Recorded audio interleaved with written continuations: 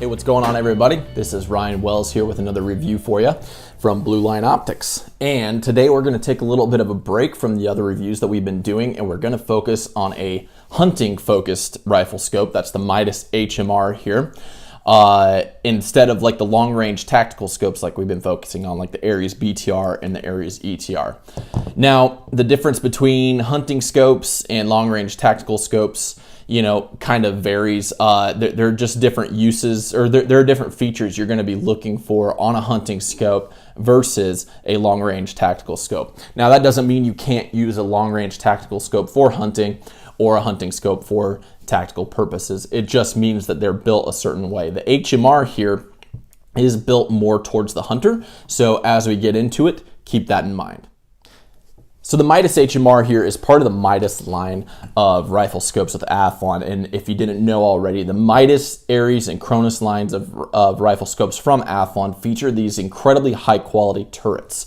And as you'll notice, these have the capped windage turrets here. So we'll just screw one off so you can hear what the turret does sound like.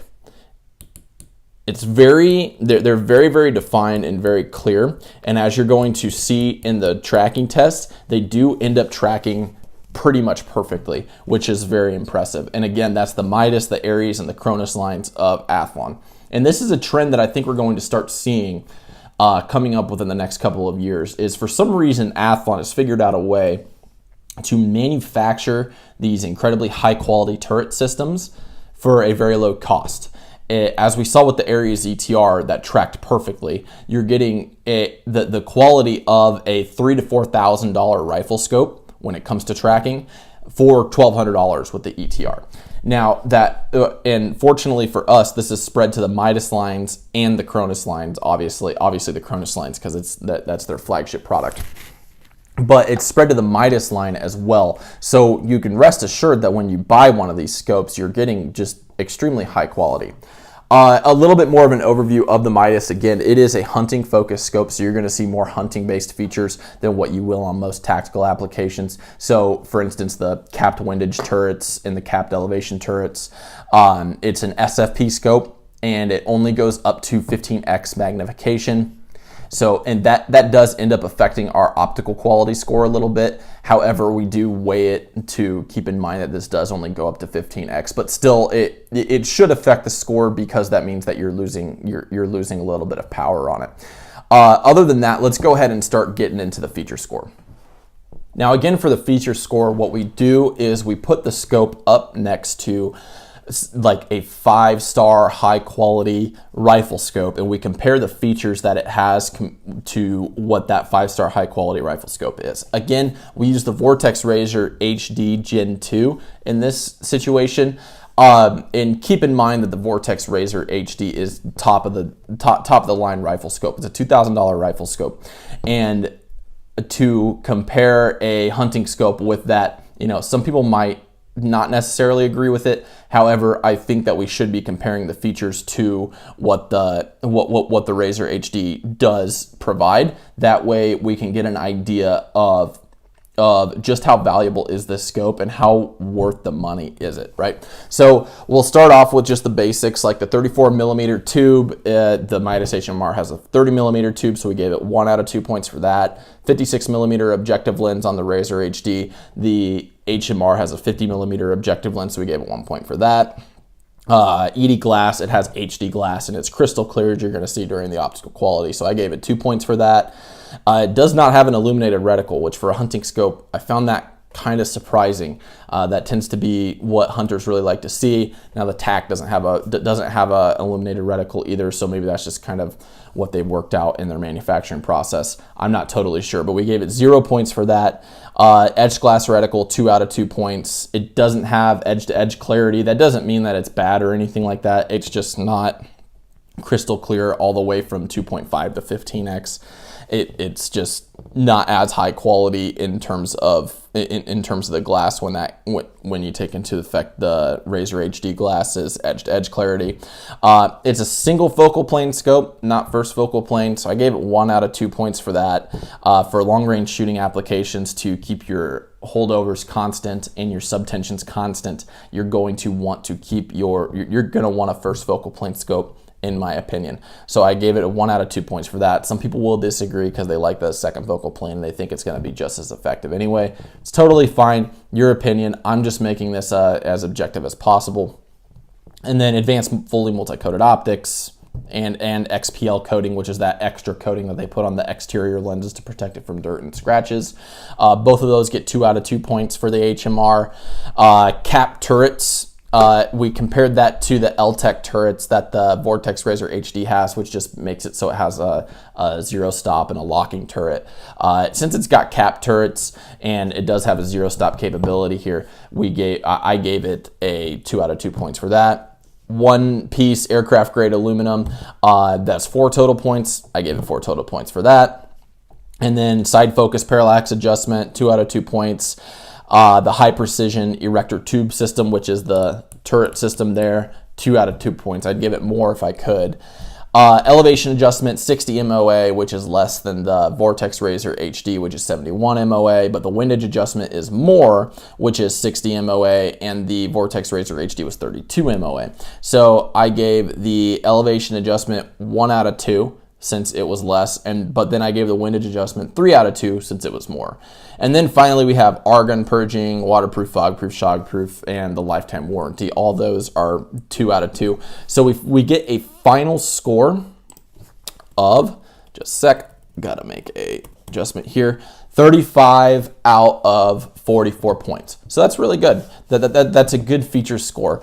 That's a very low B, which, I mean, we can expect when we compare the scope to a really high quality $2,000 rifle scope from Vortex.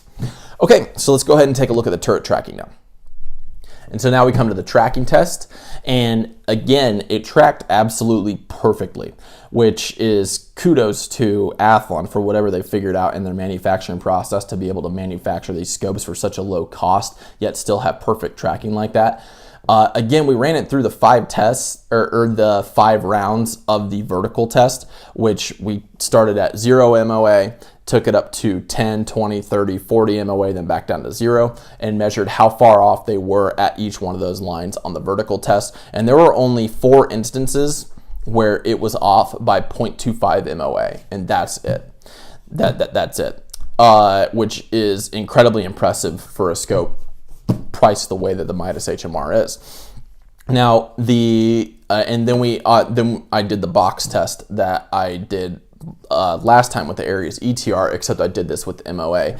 And with the box test, again, we just we adjusted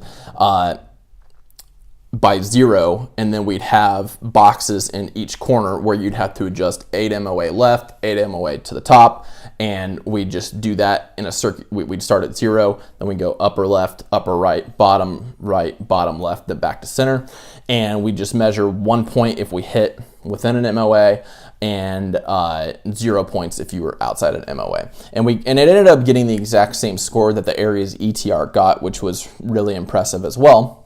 And so what this ended up being, the total points that the scope ended up getting was 122 points out of 130 points possible, which gives it a tracking score of 94%, which is fantastic. Again, those the only thing that I would like to change is I would actually like to have an actual calibration machine that we're using to measure the tracking instead of the vertical testing that we're using there. I think a machine would make it more accurate. That being said, the way that I've been measuring right now has seemed to be pretty consistent, and it's pretty consistent when I go out and shoot as well. So I have a lot of faith in it. It's just that, machine precision is a lot more than it is going to be a lot more precise than what we're currently doing. So just keep that in mind, food for thought. But still, I think that is I think 94% is a very fair representation of the tracking for the scope. Now, let's go ahead and move on to the optical quality score. So for the optical quality score, keep in mind that we had to kind of adjust it a little bit because we want to make sure we're getting a good representation of the glass quality, but we also don't want to hide the fact that the scope only goes up to 15x magnification. Okay, not saying that is necessarily a bad thing. We just want to make sure that we're not grading it on the same plane as a scope that does go up to 30x, because a scope that goes up to 30x, you're going to A, want it to be clear at 30x, but also B, since it has that kind of capability, you're going to expect to be paying more for it, so it's going to deserve a higher grade. So we want to keep those things in mind as we're building out this score. And so what I did is, since this only goes up to 15x, and the other ones that we've been measuring have been going up to 27 and 30x, is on the max test, where we take it out as far out as we can to see how far out we can go while still seeing the top letter of the row on the Snellen eye chart. I did the max there at 500 instead of 1,000, and that's just because, I mean, at 15x, the naked eye is not going to be able to see that letter at that range. It's just not possible. So we took it out to 500. I felt that that was extremely fair, and the scoring proved to be pretty consistent with that, because it took it up to, we ended up being able to go out to 400 yards while still seeing that top row clearly. So that was good. Now also, we weighted down the points to make sure that we weren't counting in the points for 24x, because we've been doing 24x for the Aries ETR and the Aries BTR that we did before. We just took those we just took that off of the total points. Okay, so the scope is fairly weighted, is basically what I'm getting at. It's very fairly weighted to account for the fact that, yes, it doesn't go up to 30x, so it shouldn't be graded as harshly as that, but also it still should be taking that into account, because you're spending a lot more money on the scope that goes up to 30x, and you want to make sure that you know that it's still worth the bang for your buck. Anyway, we ended up getting 148 points out of 181 possible on the optical quality. That gives us a B, and I think that is very representative of the scope, just because the glass is incredibly clear. Absolutely incredibly clear at the range that it is specified in.